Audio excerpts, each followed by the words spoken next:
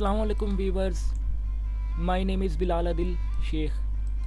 आज हम फिर हाजिर हैं अडोब फोटोशॉप CS2 के नेक्स्ट लेक्चर के साथ। इस लेक्चर के दौरान हम अडोब फोटोशॉप के कुछ और टूल्स जिनमें इरेज़र टूल शामिल है इसको हम डिस्कस करेंगे।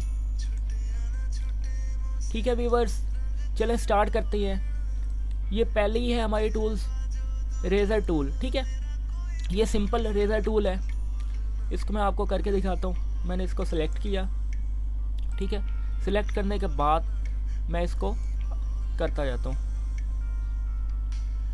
ठीक है ना, लेफ़्ट क्लिक प्रेस करते जाना है आपने, ये देखें। ठीक है, आप इस टूल को अगली लेयर पर भी ले जाके अप्लाई कर सकते हो। किस तरह? मैंने न्यू लेयर ली। ठीक है, मैं इस पिक को इस लेयर पर ले आता हूँ। ठीक है, ले आया। अब ये देखो, इस मैंने कलर को रिमूव करना है तो मैं इरेज़र टूल का इस्तेमाल करूँगा, फर्स्ट वाली का। ठीक है ना,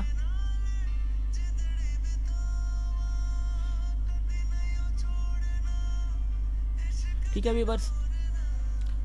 अगला हमारा टूल है बैकग्राउंड इरेज़र टूल। ये बैकग्राउंड भी साथ रिमूव कर दिया करता है। मैं आपको इसको करके दिखाता हूँ। मैंने इसको सिलेक्ट किया, ये देखें, साथ ये बैकग्राउंड को भी रिमूव कर देती है टूल। ठीक है ना, ये देखें, बैक पर हमारा बैकग्राउंड भी साथ शो हो रहा है। ठीक है, और अगली हमारी टूल है मैजिक इरेज़र टूल।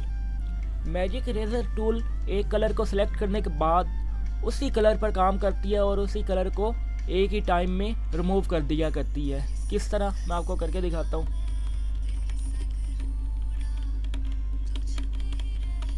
ठीक है, ये देखो, स्काई ब्लू कलर पर मैं क्लिक करता हूँ, ये एक ही टाइम में इसको रिमूव कर देगा। ये देखिए, ये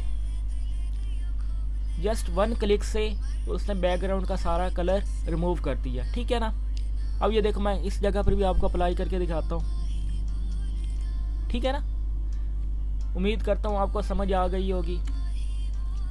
व्यूअर्स, अगर आपको ये लेक्चर पसंद आया है तो अपने फ्रेंड्स के साथ शेयर करना मत भूलिएगा, लाइक कीजिएगा और कमेंट कीजिएगा, और सबसे इम्पोर्टेंट बात, सब्सक्राइब करना व्यूअर्स मत भूलिएगा।